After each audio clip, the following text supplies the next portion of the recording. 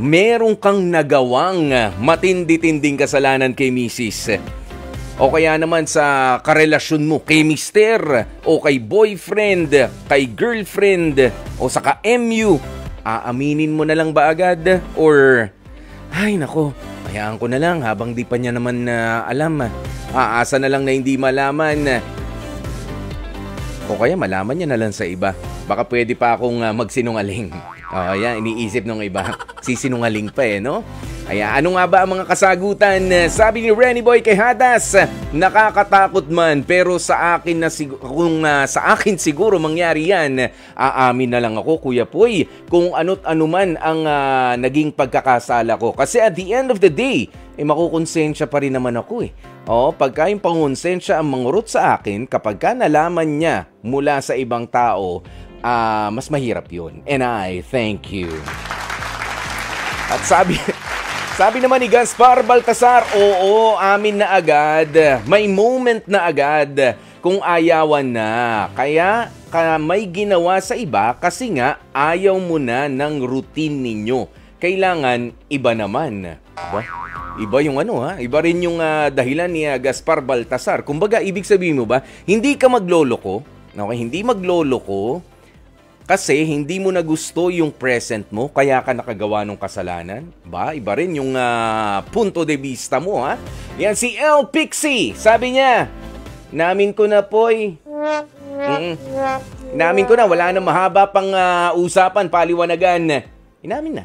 Tapos, yan si Lim Jap Angel, sabi niya, kung ikaw yung taong may integridad o respeto sa sarili, natural na dapat kang umamin. Kasi kapag hindi ka honest sa partner mo, wag mo nang asahan na magiging maayos pa ang buhay relasyon nyo. Ang sinungaling toxic yan kapag ka nakasanayan mo yan. Be ready sa malaking consequences sa buhay mo. Ayan, si Nelsie Magsoling, aamin na lang ako kasi walang sikreto ang hindi mabubulgar.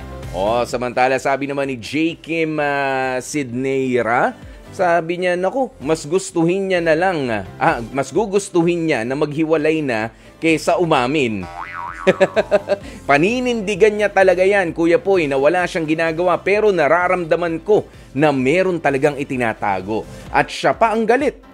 Siya pa yung malakas magbintang pero doon niya tinatago yung gawain niya.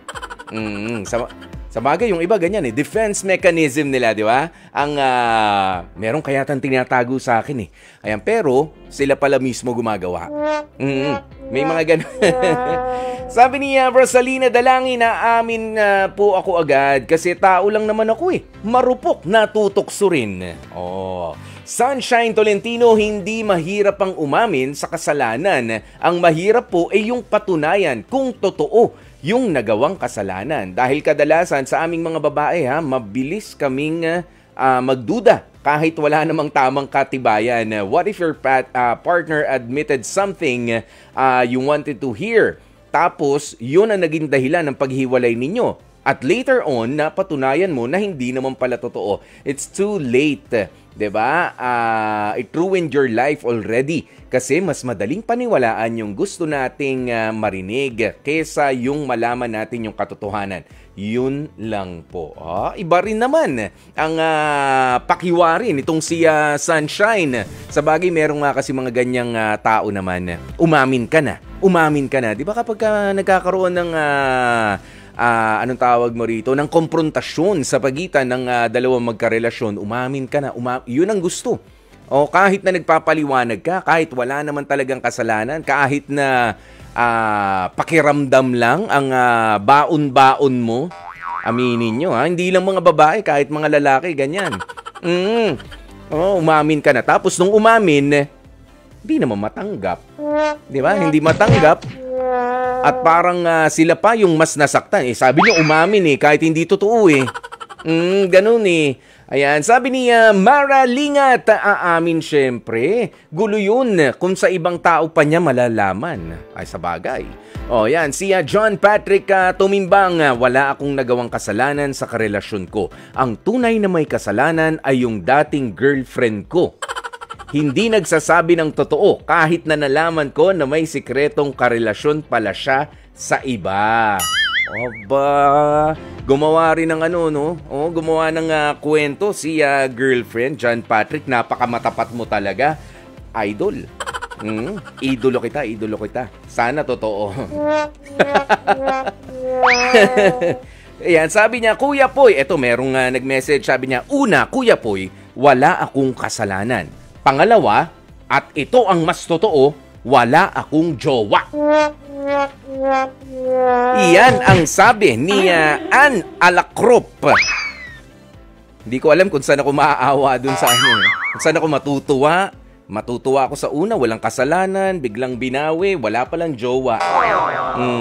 Ayan, si Emily Parohinog. Aamin na lang ako, Kuya Poy.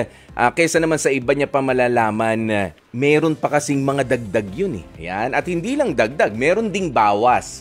Ganyan yan, dagdag bawas, para eleksyon yan. May nadagdag, may nabawas, may opinion. Kumbaga may editorial na nangyari. Doon mula sa nagkwento. Sabi ni Christina Mangampo, ang sagot ko po ay aamin na lang ako agad. Bahala siya kung magagalit siya sa akin, basta ako magsasabi hanggat maaga pa. At para malaman ko kung mag-aalsabalutan na ako o hindi. Pwede rin naman. Kaysa naman makita mo na lang yung mga gamit mo nasa labas na ng bahay ninyo. Galing ha. Magaling yan, Christina. Kaysa makita yung mga butas-butas na mga tipan. Yung mga pagod na mga lumang tipan. Na nakabalandra na sa labas ng tahanan, pinagpepiestahan ng mga kapitbahay, yan, ganyan. Si Ate Lot Balanong, sabi niya, aamin na lang ako kaysa naman sa iba pang malaman. Kasi ang pag-amin ng kasalanan, mas maintindihan pa ng partner mo yung kasalanan mo. Kapag ka sa'yo mismo nanggaling yan.